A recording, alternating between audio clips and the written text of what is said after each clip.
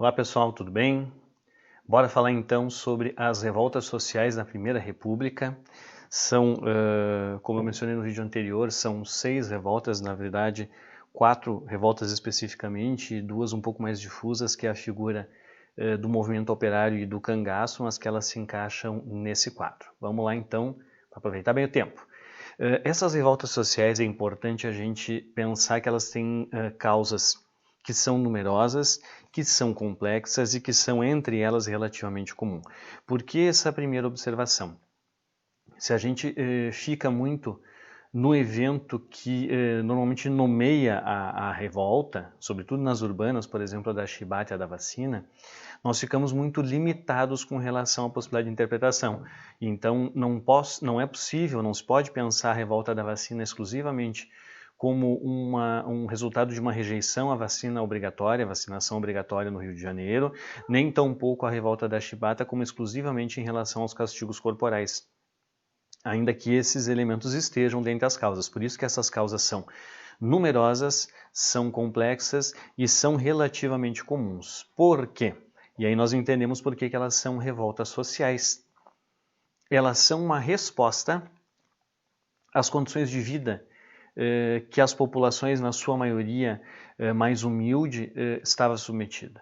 Então, condições de miséria, condições de dominação, condições de violência, essa violência tanto por parte dos grupos dominantes em alguma região, como o caso dos coronéis, como a violência vinda do Estado mesmo. Então, vamos pegar, por exemplo, de novo ali a revolta da vacina, uma população que estava acostumada a quando o Estado vinha com violência, ou seja, ele chegava com a polícia, um belo dia ele aparece querendo vacinar para te proteger, então aquilo não fazia sentido e há que inclusive se entender a lógica de raciocínio dessas pessoas ao não esperar outro tipo de atitude que não fosse esse de quem sempre vinha a violência, a indiferença, a exploração e tudo mais. Então o fato que desencadeia esses conflitos, Canudos, Contestado, a vacina e a chibata, que são daí mais localizadas, não são como o cangaço e o movimento operário, como eu mencionei agora, são estopins, é que nem aquela lógica que a gente pensa lá do arquiduque Francisco Ferdinando na Primeira Guerra Mundial. Quando ele é assassinado, todas as condições para o conflito já estão postas. E no caso brasileiro é a mesma coisa. Então, todas as condições para estas revoltas já estão postas, subjacentes, latentes, aquilo está pronto para vir em erupção. E aí você tem, em um dado momento, um contexto que facilita isso, né, que proporciona isso, né, e aí em cada uma delas a gente vai ver quais são. E em comum, isso aqui é o que eu estou passando para vocês de imediato, são todos os traços comuns. Em comum também, elas têm o fato de que são todas reprimidas violentamente, né, sejam os grupos dominantes locais, seja a ação do Estado, não vão permitir essas afrontas, né, essas contestações e vão partir para cima militarmente, vão matar muita gente.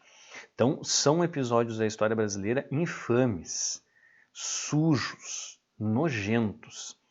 Há uma frase que circula muito aí em certos grupos que é: a nossa bandeira nunca será vermelha, a bandeira brasileira, se você pegar ela e apertar um pouquinho, ela escorre vermelho sangue, porque tem muito sangue que o Estado brasileiro fez verter nessas repressões.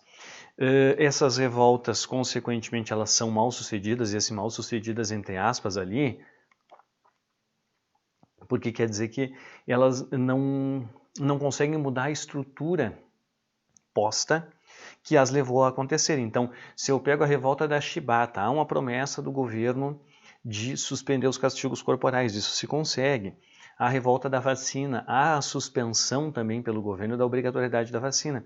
Então, essas demandas imediatas se conseguem, mas não é isso que leva às revoltas, esse é o perigo. Se eu penso que estas revoltas estão localizadas a esses nomes, aos seus estopins, eu deduzo que elas foram bem-sucedidas, mas não.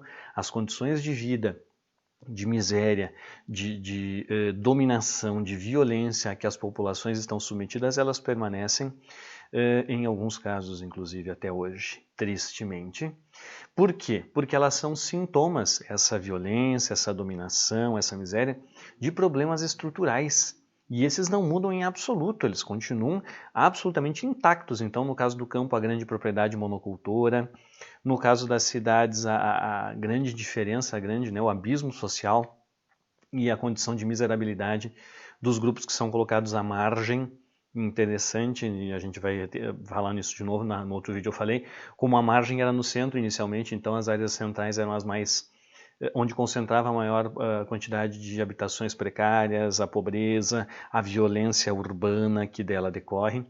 Depois essas populações são expulsas para as periferias, no caso do Rio de Janeiro, inicialmente o Morro da Providência e toda a região inicialmente portuária ali, e depois, enfim, o processo se estende até hoje, inclusive. Bom, vamos falar então das revoltas e lembrar que elas têm uma diferenciação entre aquelas que foram rurais e aquelas que foram urbanas. As rurais, Guerra de Canudos, Guerra do Contestado e, como eu mencionava, o cangaço. Lembrando que esse cangaço, ele é difuso, então ele não tem um momento em que possa dizer assim, com clareza quando ele termina, quando ele acaba, quer dizer, isso pode ter, mas não é tão marcante quanto no caso das outras guerras ali mencionadas.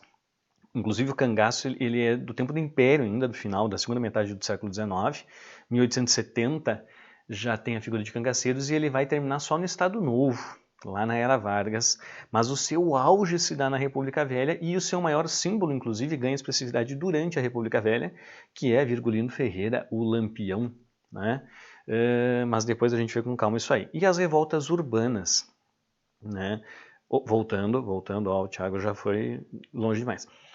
Nessas revoltas sociais, as rurais, nós temos dois elementos importantes aí que não dá para esquecer. O primeiro deles, um caráter profundamente religioso, messiânico no caso da Guerra de Canudos e da Guerra do Contestado, com figuras, com líderes religiosos com caráter messiânico. No cangaço não tem o caráter messiânico, mas a religiosidade perpassa muito a figura dos cangaceiros. Tá? Então, primeira coisa comum às revoltas sociais rurais, o caráter religioso.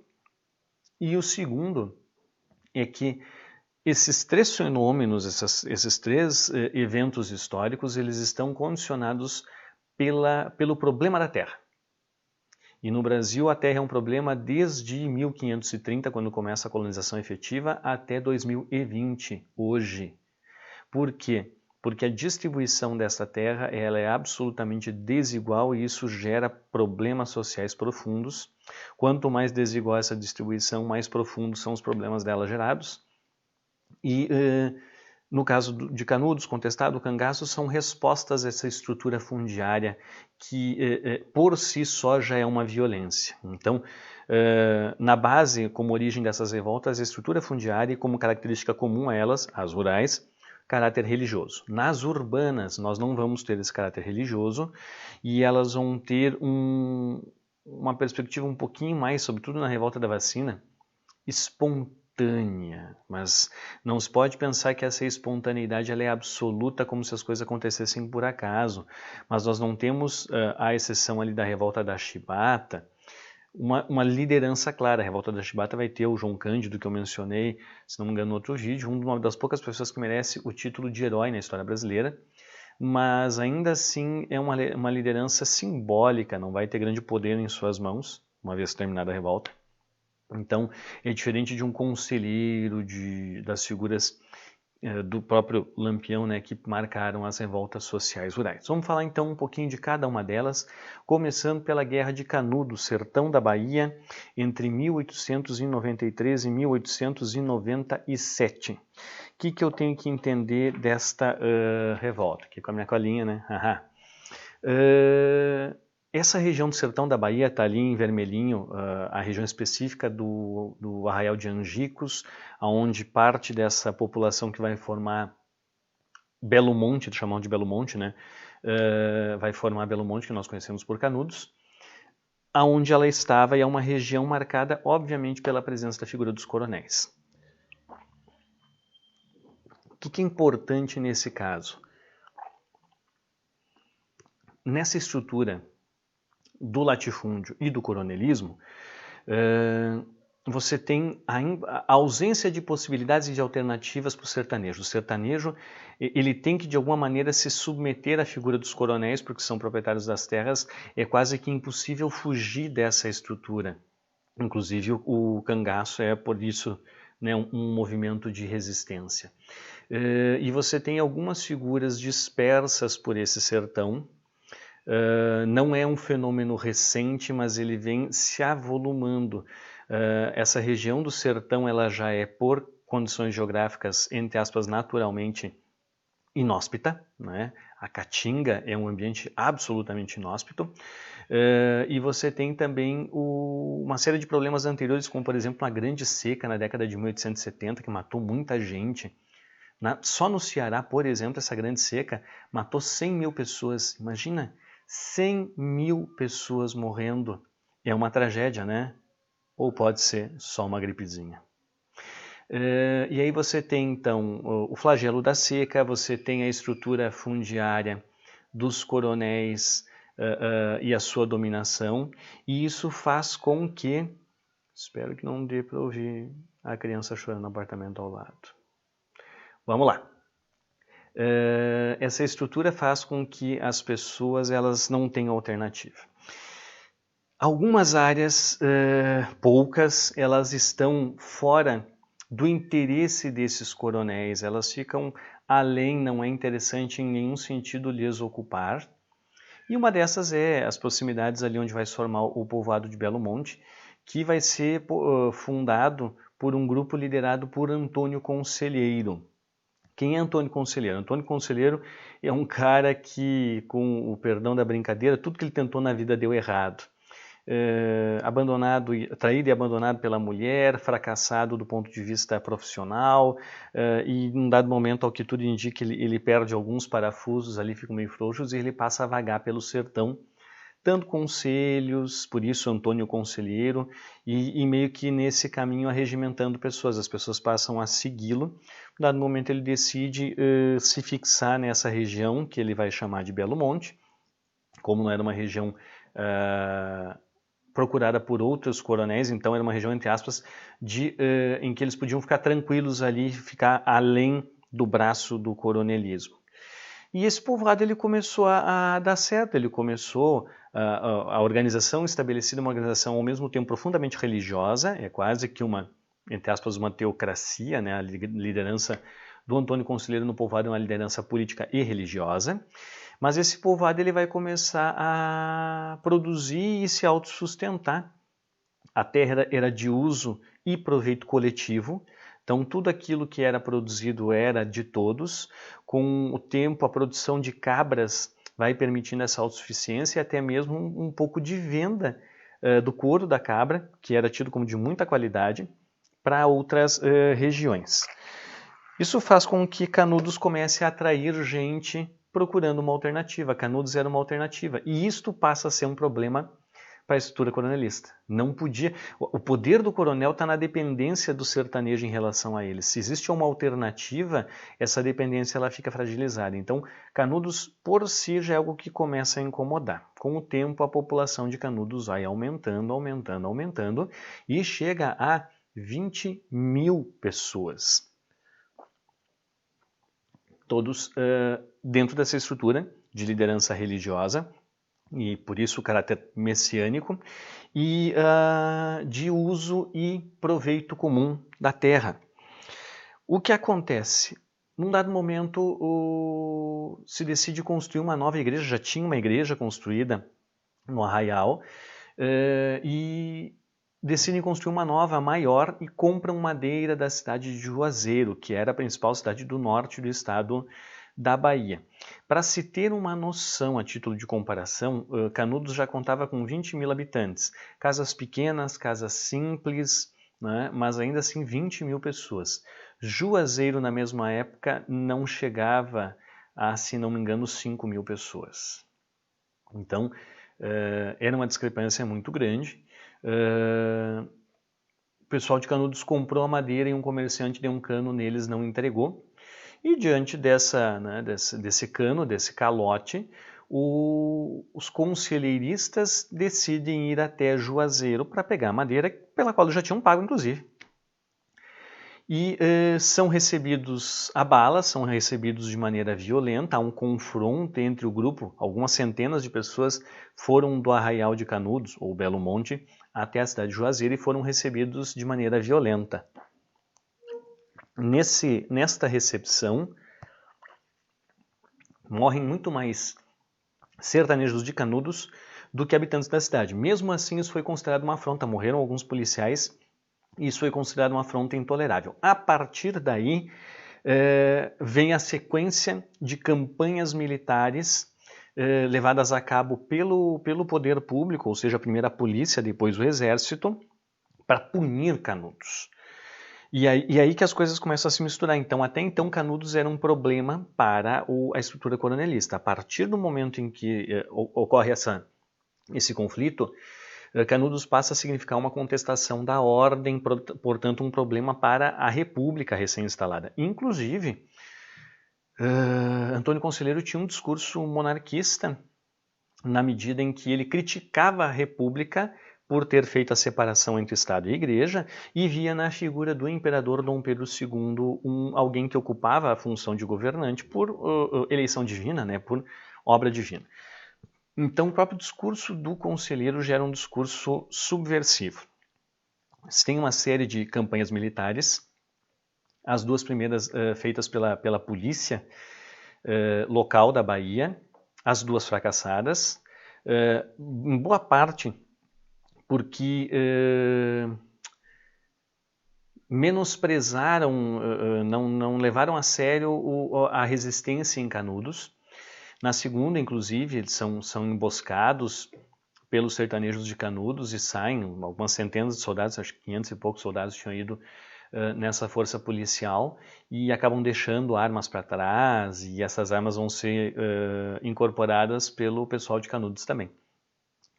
E aí isso começa a gerar um desgaste, inclusive, para o governo republicano no Rio de Janeiro. Então o governo estava sendo afrontado por um bando de sertanejos monarquistas do interior do sertão da Bahia, e não iria fazer nada a respeito, Prudente de Moraes estava sendo cobrado, e aí se decide então campanhas militares mais efetivas. A penúltima delas, né, antes da derradeira, é comandada por uma figura chamada Moreira César, Coronel Moreira César, que tinha sido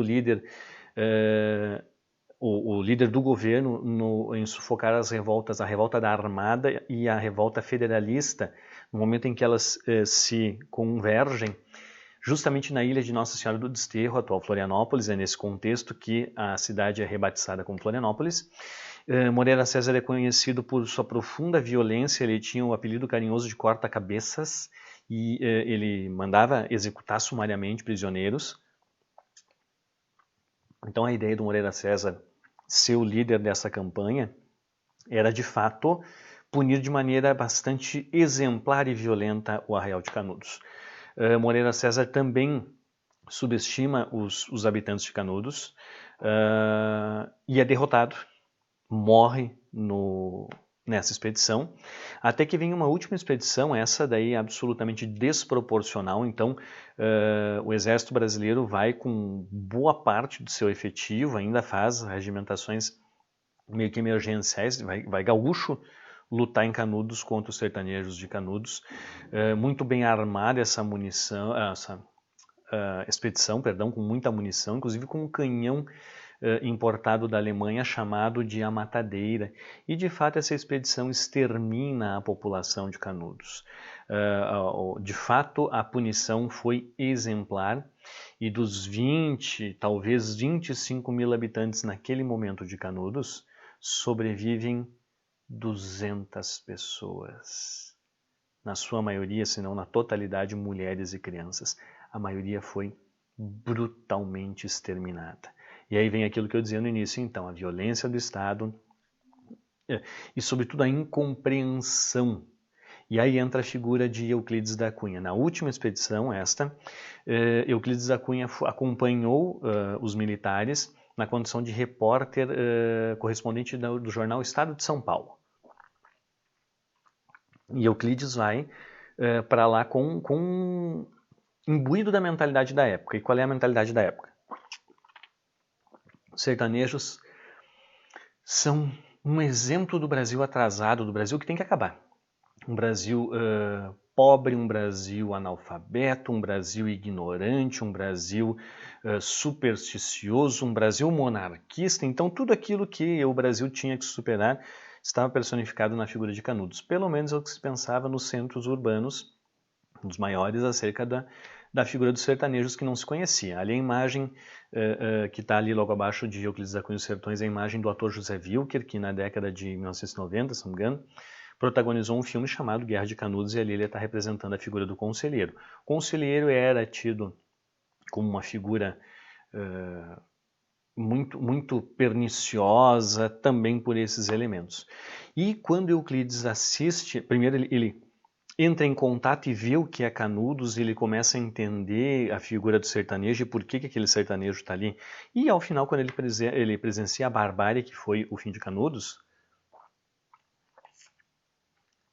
ele muda opinião e, inclusive, ele vai fazer uma das grandes obras da literatura brasileira, que é uma espécie de denúncia do que ele viu, que é Os Sertões, que é publicado em 1902, em que esse Euclides, que chega lá pensando que eu mencionei do sertanejo, ele começa dizendo: o sertanejo é, antes de tudo, um forte.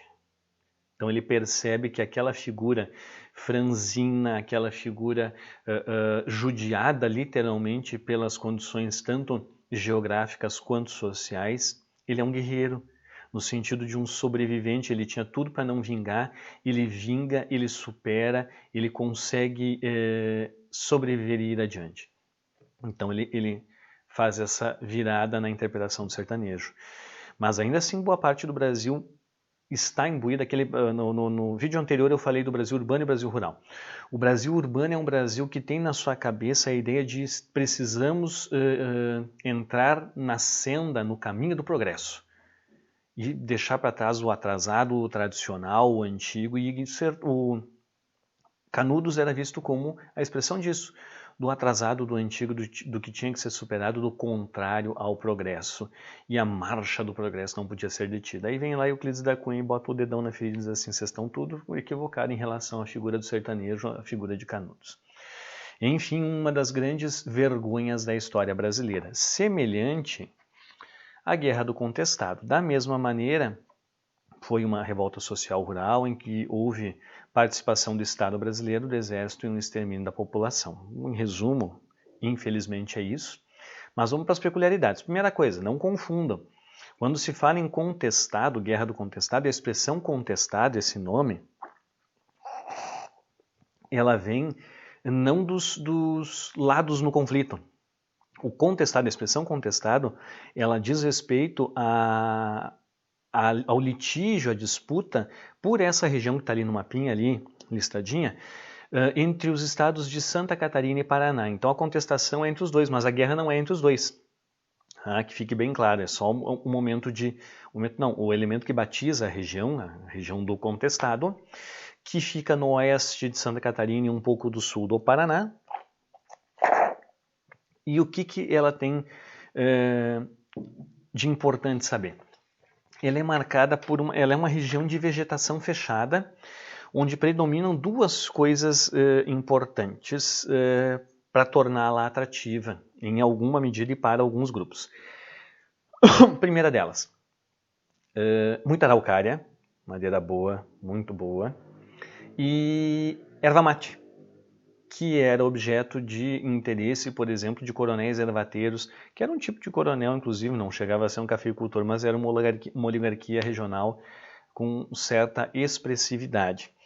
No entanto, boa parte disso está em mata fechada, mata virgem ainda, e essa mata ela é muito interessante para a figura dos caboclos, dá para se dizer, inclusive, dá para associar a ideia de sertanejo. É interessante lembrar, sertão, a palavra sertão, nós normalmente remetemos à ideia do sertão nordestino. Se fosse o único sertão, não precisava dizer sertão nordestino. Sertão é uma palavra que indica local de difícil acesso e inóspito. Então há vários tipos de sertões. O que a gente normalmente vem à cabeça é o nordestino, que é semiárido ou árido, inóspito, né? muito difícil de lá sobreviver. Mas uma área de mata fechada também é um sertão, né? Então quem habita essas regiões pode ser também chamado de sertanejo. Mas de um modo geral, esses caboclos, que é uma expressão que quer dizer mestiço, de origem mais humilde, ou sertanejos, são figuras que, em alguma medida, tentavam fugir da estrutura de domínio coronelista no sul do país, dos estancieiros. Eram também alguns deles egressos da Revolta Federalista, Revolução Federalista, que teve no Rio Grande do Sul, né? Então, figuras que, entre aspas, fugiam de alguma coisa, da guerra, do poder instituído, da estrutura coronelista, e que iam para essas matas fechadas onde não era interessante se embrenhar atrás deles, nem tampouco para os coronéis de então se apropriarem dessas áreas. Isso fez com que essas figuras, esses caboclos, se tornassem pequenos poceiros. O que é um poceiro? Poceiro é quem tem a posse da terra, mas não necessariamente tem a propriedade dela.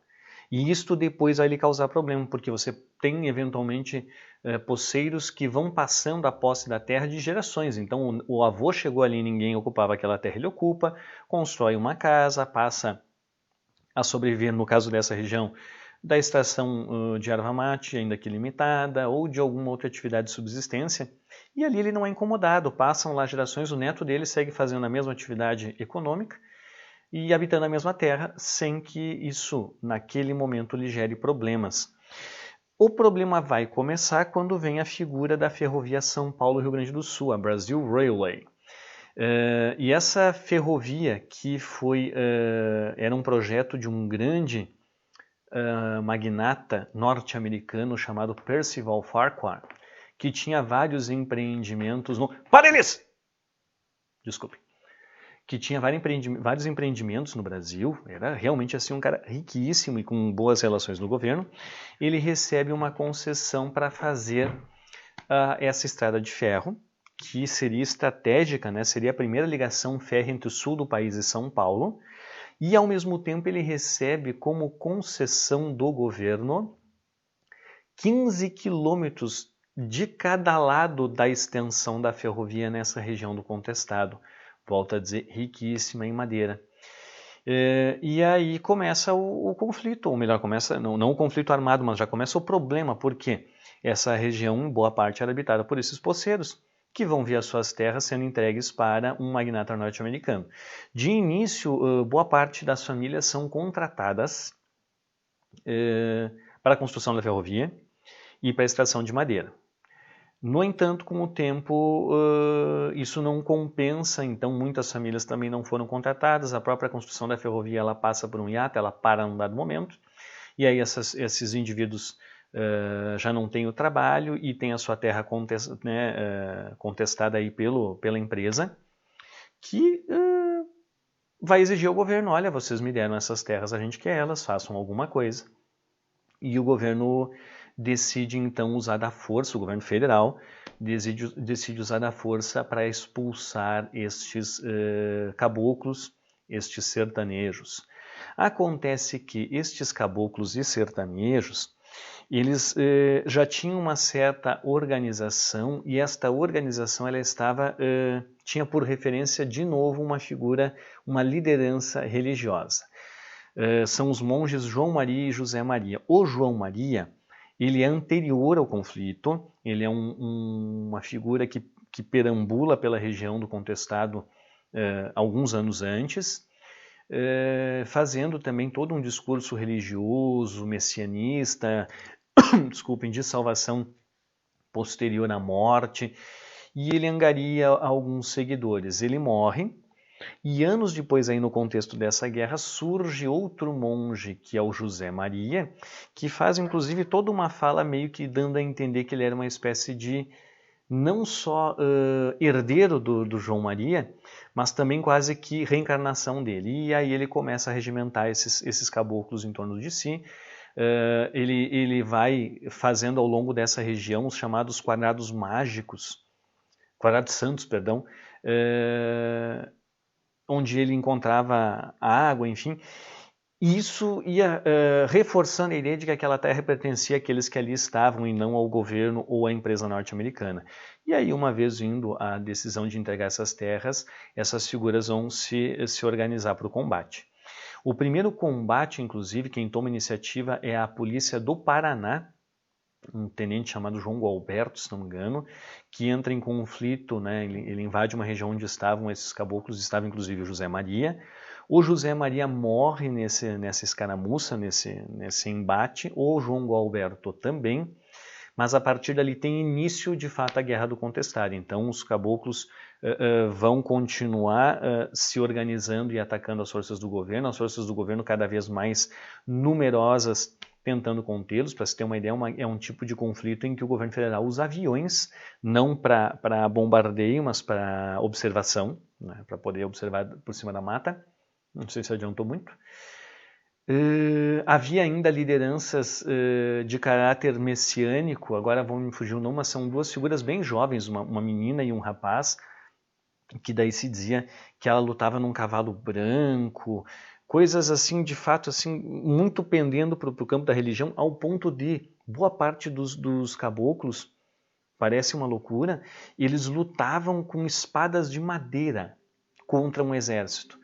E não é por um lado, a espada de madeira ela é um dos objetos próprios para fabricação de erva mate. Né? Depois do sapeco da erva mate, você bate ela com um facão de madeira para desfolhar o feixe de ervas e depois dar prosseguimento à secagem e depois à moagem para fazer a erva mate efetivamente. Mas ao mesmo tempo eles acreditavam que lutando com essas espadas de madeira e com a perspectiva da morte, eles iriam reencarnar num lugar melhor. Aparece até a figura ali de Dom Sebastião, sebastianismo, que é um dos exemplos de messianismo talvez o mais antigo da história brasileira. Mas é um extermínio, é um massacre. A ação do exército ela é brutal e muitos caboclos são mortos entre 12 e 16 até que, de fato, toda a resistência ela acaba e a propriedade das terras é dada efetivamente a essa empresa norte-americana, que depois vai embora, explorou o que pôde e depois deixou todo mundo na mão, como não é nada incomum em relação a essas empresas gafanhotos que o mundo tem. Vamos lá para o cangaço rapidinho, já foi bastante aqui. O cangaço é uma expressão daquilo que a gente chama de banditismo social, que é o quê? Um tipo de ação violenta, um tipo de ação contrária à ordem e um tipo de ação, de fato, a palavra não é por acaso o bandido, que ele vai ter atos, ações que são... a palavra melhor seria talvez imorais, não sei como se encaixar bem. Mas é a ideia de que eles não deixam de ser bandidos no sentido convencional, mas há uma legitimação social da sua ação. Eles são resultado da condição social, por isso banditismo social. Bem mais ou menos como a figura de um Robin Hood, que é aquela ideia do tira do rico para dar para o pobre. Eventualmente, alguns bandos de cangaceiros, e o bando do Lampião não era o único, que aparece ali na foto é o bando de Lampião, bem à frente ali Lampião e Maria Bonita, e ali no mapinha ao lado, então, a área de atuação da maioria dos grupos de cangaceiros, pega sertão da Bahia, mais ao norte, regiões oeste dos estados do Sergipe, de Alagoas, boa parte de Pernambuco, Paraíba, sul do Ceará e um pouquinho do Rio Grande do Norte. E nesses lugares, esses grupos de cangaceiros promoviam saques às fazendas dos coronéis, roubavam muito o que conseguiam nessas fazendas e, eventualmente, acabavam distribuindo alguma coisa entre as populações que eram aliadas deles, que eram os coiteiros, ou seja, aquelas figuras que os protegiam quando da polícia, que eram as chamadas volantes. As volantes eram uma polícia especial para tentar pegar cangaceiro. Era preparada para isso, para o combate na Caatinga, inclusive. Eram chamados pelos cangaceiros de macacos, mas o nome que era dado formalmente a essas forças policiais eram volantes. Então, os que protegiam os cangaceiros das volantes eram chamados de coiteiros. Situação difícil porque... Desculpem. Se a volante descobria que o coiteiro era coiteiro, ela poderia agir com violência em relação ao coiteiro. Se o cangaceiro não era protegido pelo coiteiro, era ele que ia fazer a violência. Então, a população sertaneja sempre caminhando no fio da navalha, ou no fio da peixeira, melhor dizendo, é um fenômeno, então, desse chamado banditismo social. Ele é anterior à República Velha, 1870, por ali já tem cangaceiro. A palavra cangaço, ainda que seja de uma origem um pouco difícil de precisar, ela remete à ideia de habitante a ver sua vida no litoral, habitante que não consegue se adequar ao litoral. A expressão ela é também do século XIX. Alguns tentaram associar a ideia de canga, porque tal como a canga do boi, os cangaceiros botavam as armas nos ombros e carregavam. É pouco provável que essa expressão de fato corresponda à origem do termo. Está mais ligada a essa expressão, né, de habitante não do litoral, e tem uma origem ou é tupi-guarani ou é cariri, mas é de origem indígena. Vai ter seu auge esse movimento durante a década de 20, vai fazer com que muitos coronéis tenham né, vão ser contestadores da figura dos coronéis. E aí que é importante frisar. Eles combatem coronéis, mas eles não chegam a combater o coronelismo. Entende? Porque não há, de fato, uma organização articulada, nem uma clareza ideológica. Eles são expressão de uma revolta, de uma insatisfação latente e contida. E das poucas alternativas que se tinha para o sertanejo simples, uma delas era ir para o cangaço. Há dois tipos, inclusive, de cangaço e de cangaceiro. Alguns cangaceiros, que eram os jagunços, eles prestavam serviços aos coronéis, enquanto que outros bandos eram independentes e atuavam dentro dos seus próprios interesses. E, eventualmente, nessas atuações, normalmente contra coronéis, que é onde eles podiam obter algum tipo de lucro, né, de ganho através do saque, eles dividiam ou doavam parte daquilo que era saqueado com pequenas igrejas, com pequenos povoados. Mas nem todos os bandos faziam isso. O bando do Lampião, por exemplo, não era um dos que mais frequentemente fazia isso. E também, às vezes, atacavam povoados que eles acreditassem estarem contrários a eles. Então, aquela figura do coiteiro ali, então o inverso estava do lado da volante ou dos coronéis. E nesses ataques tinha assassinato, tinha estupro, tinha todo tipo de violência. Então, por isso, no banditismo social tem que sublinhar os dois, tanto o social quanto o banditismo. O fenômeno se estende até a década de 30 e aí no Estado Novo, de fato, é que se termina de vez com ele. É nessa época que o próprio Lampião vai ser morto, e o último dos grandes cangaceiros, que é a figura do Corisco, né, também tinha esposa ali, Corisco e Dadá, também vão ser eliminados pelas forças policiais do Estado Novo. Vamos agora para as revoltas urbanas. A primeira delas, a revolta da vacina. As revoltas urbanas que a gente fala, ambas são no Rio de Janeiro, a da vacina e da chibata, e é importante entender o pano de fundo, que é o Rio de Janeiro dessa época. Capital federal, mas essa capital federal é uma capital extremamente modesta ainda. O vídeo anterior mostrava a diferença do Rio no início do século XX para a década de 30. É uma cidade suja, é uma cidade insalubre, é uma cidade infecta, é uma cidade profundamente violenta. Os navios que vinham da Europa tinham como propaganda, vinham para a América do Sul, né? A propaganda era assim, vá a Buenos Aires sem passar pelo Rio de Janeiro. Era uma propaganda isso. Porque se você chegasse no Rio de Janeiro, era provável que você morresse ou de febre amarela, ou de cólera, ou de dengue, ou de varíola, ou de até peste bubônica. Então o Rio de Janeiro ainda era um palco para todas essas doenças, em alguns casos medievais. Para piorar, esse Rio de Janeiro, que é muito ruim para viver para a sua própria população, para a maioria delas, essa população ainda enfrenta uma crise econômica desde o encilhamento. Lembra, o encilhamento ali é 1891 em diante, não quer dizer que o momento em que ele acaba, a política em si, os efeitos dela acabam. Então, ao longo de toda a década de 1890, os efeitos do encilhamento foram sentidos, desemprego, inflação. E um dos elementos que levou ao funding loan, que também está lá no outro vídeo, que é um empréstimo feito pelo governo brasileiro com o Banco dos Rothschild, era para compensar os efeitos do encilhamento. E para conseguir esse empréstimo, o governo brasileiro teve que se comprometer a uma série de medidas econômicas que eram bastante ruins para a população, que geraram ainda mais desemprego, que geraram uma carestia, maior carestia, a mesma coisa que a inflação, e a carestia, a inflação bate no bolso do trabalhador comum. Então, esse trabalhador urbano, ele vive numa cidade que já é ruim, ele vive no meio de uma crise econômica que vem piorando cada vez mais, e o governo, quando parece que vai ajudar, na verdade ele atrapalha, ele piora. Então, esse cara já está por aqui, o cidadão comum, trabalhador. Para piorar, começa uma campanha de urbanização do Rio de Janeiro aos modelos europeus. O prefeito Pereira Passos ganha do governo federal poderes especiais para fazer o que se conheceu como bota abaixo, que era literalmente demolir quase todo o centro do Rio de Janeiro, naquelas habitações mais antigas, muitos cortiços, para construir a Avenida Central, hoje a Avenida Rio Branco, edifícios públicos, dá um ar de capital à cidade, inspirado. Essa reforma ela é muito inspirada lá nas reformas de Paris, na metade do século XIX.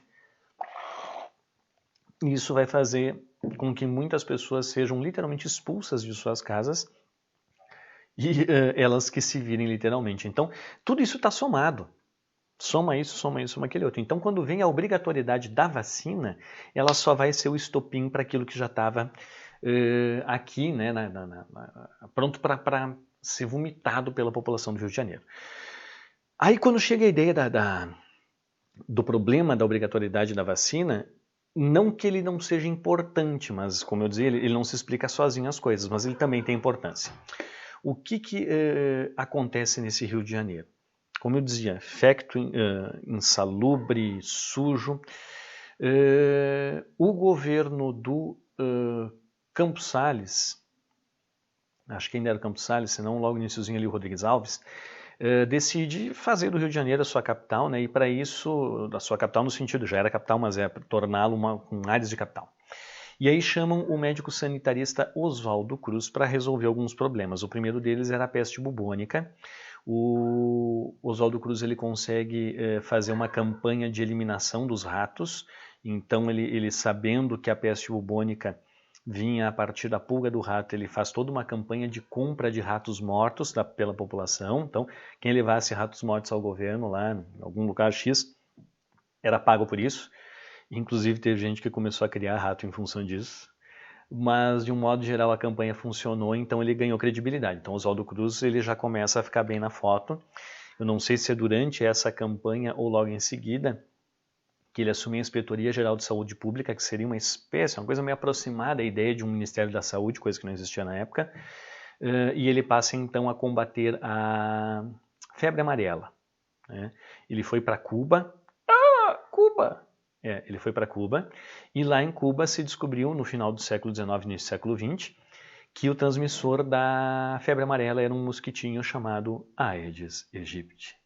Aedes aegypti, que quer dizer carinhosamente o horroroso que veio do Egito. De fato, horroroso, desgraça esse mosquito do capeta, né? Porque ele transmite febre amarela, transmite dengue, transmite chikungunya e o Rio de Janeiro é infestado desses mosquitos. Então, no exercício da função de inspetor-geral, o Oswaldo Cruz consegue montar as chamadas brigadas anti-mosquito, que eram grupos que iam até as casas para passar inseticida e matar os mosquitos. Só que essas brigadas elas não eram lá muito corteses ou diplomáticas, digamos assim, porque de fato o governo não tinha nenhum tipo de polidez no trato com a população urbana mais humilde. Então você tem casebres que estavam cheios de mosquitos em áreas que eram mais pobres. O governo chegava com as brigadas, você não entendia exatamente se aquilo era a polícia ou se era a saúde, mas de fato já vinham com violência. Lembra o que eu dizia no início do vídeo? O governo sempre tratando com violência e tal, a população não esperava outra coisa. Então um belo dia você está na tua casa e chega uma galera lá chutando a porta, enchendo de inseticida tudo. O que você vai achar? É para o teu bem, é para matar mosquito? O habitante do Rio de Janeiro, ele não tem a formação científica que o Oswaldo Cruz tinha para entender que vinha do mosquito. Se achava que aquilo vinha e passava pelo ar, pela água, não se tinha clareza. Então ele até desconfia, os caras estão passando veneno, é para me matar. Então já vem uma desconfiança maior. Notem como isso está se somando. Nem começou a revolta da vacina. Ela vai começar quando a febre amarela vai diminuir bastante. O mesmo governo delega ao Oswaldo Cruz a tarefa, então, de acabar com a varíola. E, nesse caso, a varíola, dizia Oswaldo Cruz, a única maneira seria pela vacinação. Já tinha vacinação contra a varíola na Europa, pelo menos na França, desde a segunda metade do século XIX. No entanto, esse era um tipo de procedimento muito estranho ainda para o brasileiro. O Brasil ainda está no século XIX, pelo menos na sua mentalidade. Não fazia sentido para o brasileiro comum que o governo, que quando vinha para bater nele, ia pegar ele e ia colocar o vírus da doença. A própria ideia de vírus é muito pouco precisa para o brasileiro, mas vai colocar a doença dentro dele de maneira a torná-lo imune à mesma doença. O que esse brasileiro vai pensar? Aqui, esses loucos vieram me matar! Pior, o vírus inoculado ele é de origem bovina, então vamos pegar um troço que vem do boi para botar em... Não, tô fora. Então já tem todo aquele somatório, o Rio de Janeiro sendo a cidade que é, a crise econômica, as brigadas anti-mosquito, agora vem o governo dizendo que vai me botar a doença para eu me curar da doença, para eu não pegar a doença? Nem pensar. Para piorar, inclusive, a aplicação a aplicação da vacina, ela batia em preceitos morais e preceitos ideológicos. Qual era o moral? Era no braço e as mulheres teriam de mostrar seus ombros aos vacinadores. Sim, isso era um problemaço. E as mulheres se recusavam a mostrar seus ombros, os maridos não aceitavam que as mulheres mostrassem seus ombros aos vacinadores, era tido como uma invasão da intimidade brutal. E o ideológico era a questão da liberdade.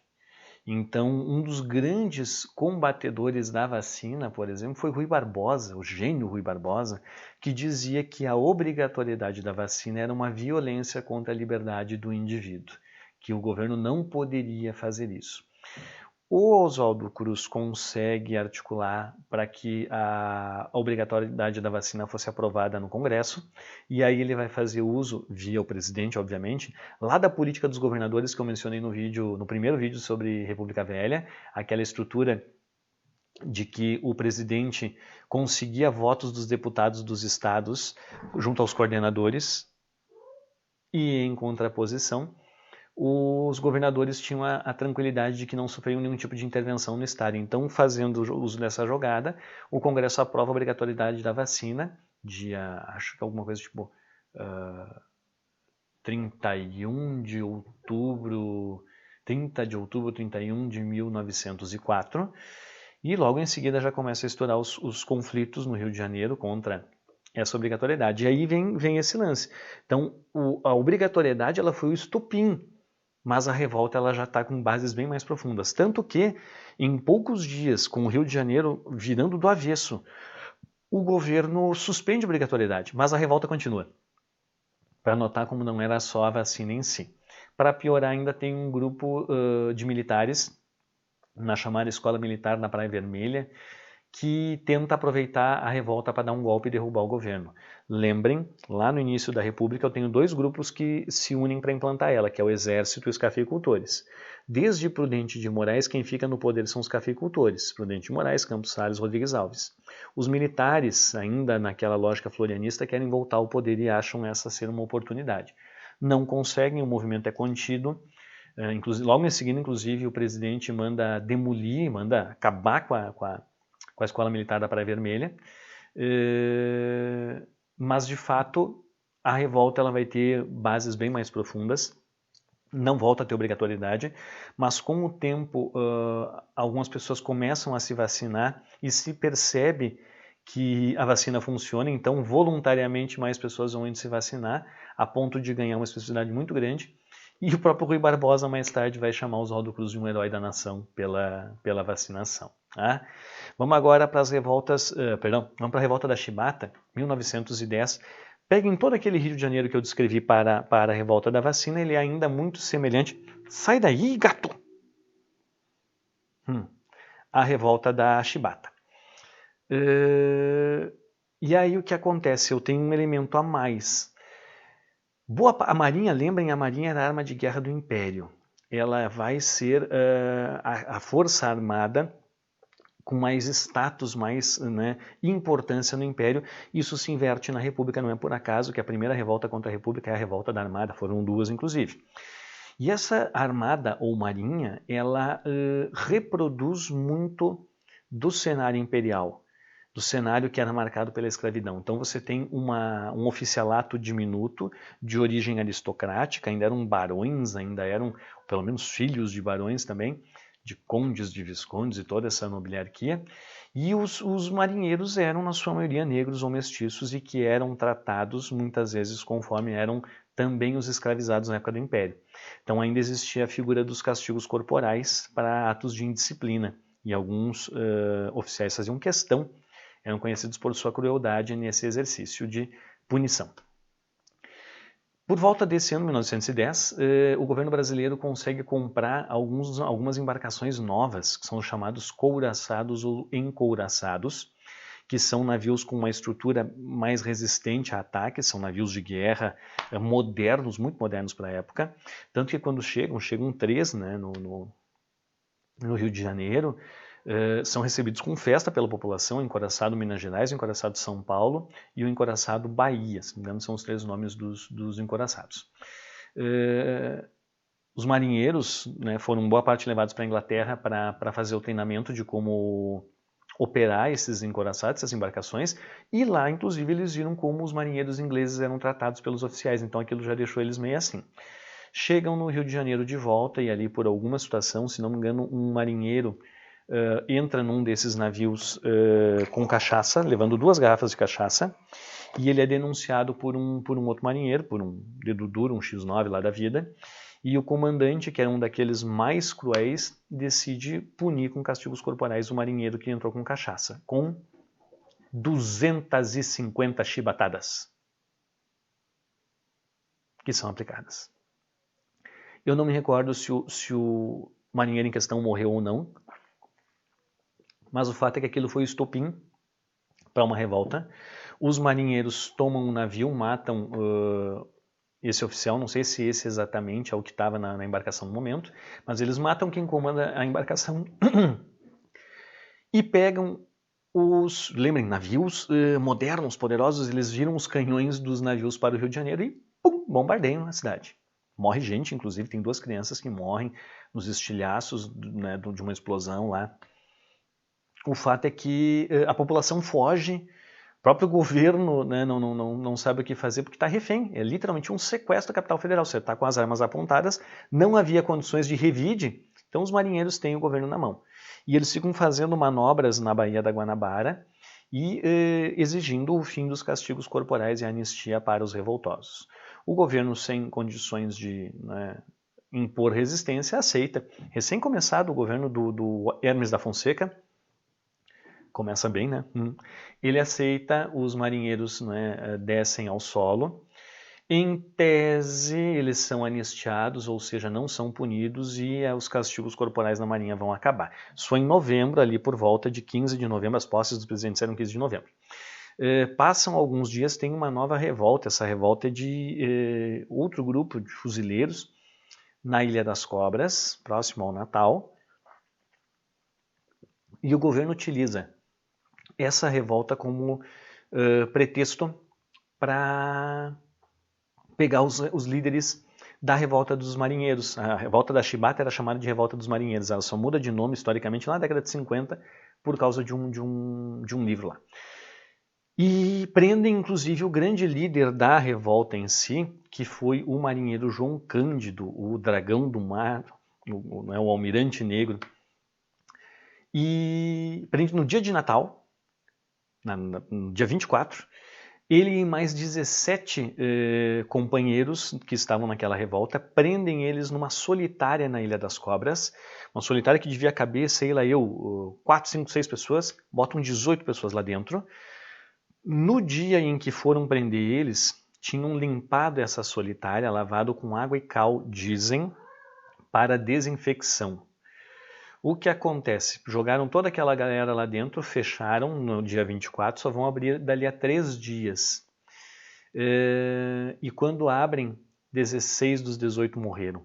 Porque quando começou a subir a temperatura e quando vem daí a luz do sol bater nas paredes da prisão, a água evaporou e com isso a cal sobe e asfixia os marinheiros. Então eles foram executados, né? O governo prometeu anistia, na prática fez uma jogada muito canalha, muito cínica para executá-los. João Cândido não morre, João Cândido sobrevive.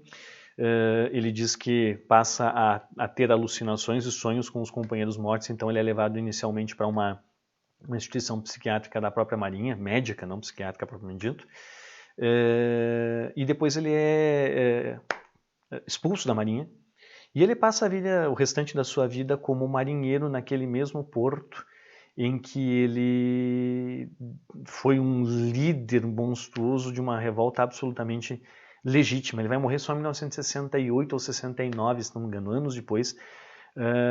E nesse contexto, já era ditadura no Brasil, um pouquinho depois da morte dele, tem 2 compositores, chamados João Bosco, um baita de um violonista e musicista, e Aldir Blanc, um grande letrista brasileiro que morreu recentemente vítima da Covid-19, fizeram um samba cantado na época pela maior cantora do universo, chamada Elis Regina, chamado Mestre Sala dos Mares. E essa música coloca de maneira muito bem levada, muito bem construída, a figura do almirante negro, que na letra tem que ser chamado de navegante negro, porque a censura na época não permitiu botar almirante, e descreve o contexto da Baía da Guanabara naquele momento. É uma música que seguidamente aparece nos vestibulares e Enems para falar metaforicamente ou da figura da revolta da Chibata ou da própria crítica à ideia do regime militar por ser uma letra censurada na medida em que ela pega como protagonista alguém que contestou uma força armada, um poder instituído, no caso do João Cândido. Este sim, quem não conhece a vida dele, cara, busca conhecer, é fantástico. E essa letra também fantástica, a interpretação de Elis Regina mais fantástica ainda, tem tudo de fantástico. Pena que o episódio em si é brutal e é indigno a forma pela qual esses marinheiros foram tratados. Para encerrar, vamos pegar então as greves operárias. Elas acontecem durante toda a Primeira República. E aí vem naquela lógica do vídeo que eu falava sobre economia. Nós temos um Brasil que tem já indústrias, mas não é industrializado. Como assim? Não é industrializado no sentido da indústria pesada, a indústria de bens de capital ou bens de produção, mas tem várias indústrias de bens de consumo não duráveis, sobretudo têxteis e alimentícias. Essas indústrias estão em cidades, normalmente em capitais, então Salvador, Recife, Porto Alegre, mas elas se destacam, obviamente, no Rio de Janeiro e em São Paulo pelo fluxo muito grande de imigrantes, ou seja, mão de obra disponível, e porque eram a capital, a outra o centro dinâmico da economia brasileira. Dado o contexto de Primeira República, não existe qualquer resquício de legislação trabalhista. A década de 20 vai ter alguma coisa que precede a era Vargas, mas muito incipiente e muito modesta. Na prática, você não tem qualquer tipo de legislação trabalhista. E o que isso quer dizer? Que além do trabalhador não ter, portanto, garantias de assistência ou de condições de trabalho dignas, 16 horas, trabalho infantil, trabalho feminino, isso come solto. Também a contrariedade, a contestação disso é crime. Então a polícia, quando tem greve, quando tem algum tipo de mobilização operária, vem com toda a violência possível, vem para matar, e mata muita gente. Por isso que elas entram dentro da ideia das revoltas sociais. Tá? As maiores dessas greves são no ano de 1917, que são as chamadas greves gerais. Pela primeira vez consegue parar quase o Brasil inteiro num movimento grevista. Isso teve um impacto enorme na época. Não por acaso é o ano da Revolução Russa, aí tem uma correspondência muito grande. E esse ano também é um marco de virada, porque o que acontece? Boa parte dos operários eram estrangeiros ou descendentes de estrangeiros. E eles traziam para o Brasil ideias que na Europa estavam fervilhando, como o socialismo e como o anarquismo. Vai predominar no meio operário urbano, sobretudo paulista, o chamado anarcossindicalismo, muito comum entre os italianos, até pelo menos 1917, que é um tipo de postura que vê como inimigos a serem combatidos tanto o proprietário quanto o Estado. Os anarcossindicalistas eles se ressentem das duas instâncias. Há já no Brasil figuras ligadas ao socialismo, de viés marxista, mas eles eram menos expressivos até 17. Com o sucesso da Revolução Russa, no sentido de conseguir tomar o poder, cuidado com essa palavra, gradualmente você vai ter um declínio dos anarcossindicalistas e uma ascensão dos socialistas. O marco disso, né, o início da virada é 17, o marco disso é a criação do Partido Comunista Brasileiro em 1922, e a partir dali são os comunistas ou socialistas, aí nesse contexto meio que entendidos como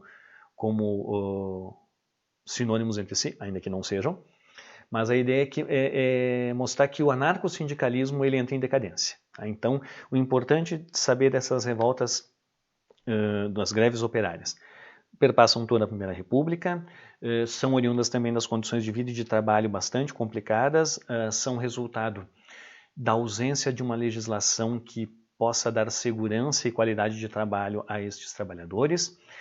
Tem uma influência muito grande da figura dos estrangeiros, dadas as ideias que eles trazem, as correntes ideológicas. Entre essas correntes predominam até o final da década de 1910, então até ali 17, o anarcossindicalismo, sobretudo por causa dos italianos. Após essa data, para a década de 20, vai começar a ganhar expressividade o socialismo ou comunismo de viés marxista. E em todos os casos, fosse anarquista, comunista, socialista ou qualquer uísta, a polícia vinha com absoluta ferocidade e absoluta violência. Feito, pessoal, temos aqui então um apanhado das revoltas sociais na Primeira República, e aí eu já estou chegando na década de 1920, onde vão acontecer outros tipos de contestações à própria figura do regime republicano, que vão levar ao seu declínio e ao fim com a Revolução de 30. Sobre essas chamadas contestações da década de 20 e a Revolução de 30, nós vamos falar num outro vídeo. Valeu!